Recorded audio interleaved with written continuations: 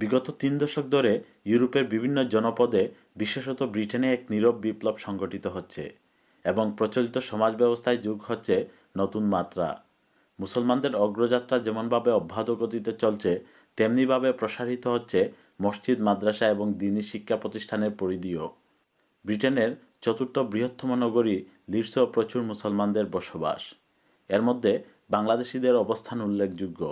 লিডসের যে কয়েকটি এলাকায় বাংলাদেশিদের দ্বারা পরিচালিত মসজিদ রয়েছে, তার মধ্যে ব্রিস্টনের আল-মদিনা জামে মসজিদ এবং ইসলামী সোসাইটি হচ্ছে অন্যতম। সম্প্রতি বিপুল উৎসাহ উদ্দীপনার মধ্য দিয়ে অনুষ্ঠিত হয়ে গেল তাদের কার্যকরী কমিটি নির্বাচন। দুটি প্যানেলে মোট ৪২ জন প্রার্থী প্রতিদ্বন্দ্বিতা করেন। গতবারের নির্বাচিত চেয়ারম্যান পীর জিলানীর এ গ্রুপকে হারিয়ে বক্কর, শিপু ও গ্রিয়াস মিয়ার নেতৃত্বাধীন বি গ্রুপ বিপুল ভোটে জয়ী হন। এদিকে গত ১৫ জুলাই রবিবার বিজয়ী গ্রুপের পক্ষ থেকে এক ভোট সভার আয়োজন করা হয়। সভায় বিজয়ী গ্রুপের নেতৃবৃন্দরা স্থানীয় কমিউনিটির লোকজনদের প্রতি কৃতজ্ঞতা প্রকাশ করে বলেন, ব্রিস্টনের সকলকেও ধন্যবাদ জানাইতাম চাই যে আমরা যে সহযোগিতা করছেন, আমরা ইলেকশনেও পাস করছি। আর আমাদের যে আগামীতে যে বড় প্রজেক্ট একটা আছে, মসজিদের এক্সটেনশনের প্রজেক্ট, ওটা আমরা সবাই মিলে আর এক্সটেনশনের প্রজেক্টটা কমপ্লিট করতাম।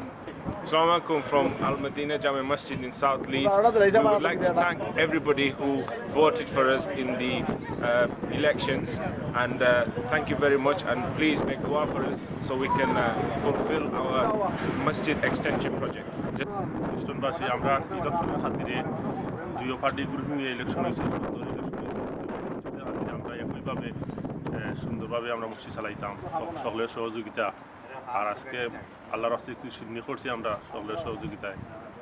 হার জিত বড় কথা নয়, আমরা সবাই মিলেমিশে কাজ করতে চাই, এটাই আগামী দিনের অঙ্গীকার।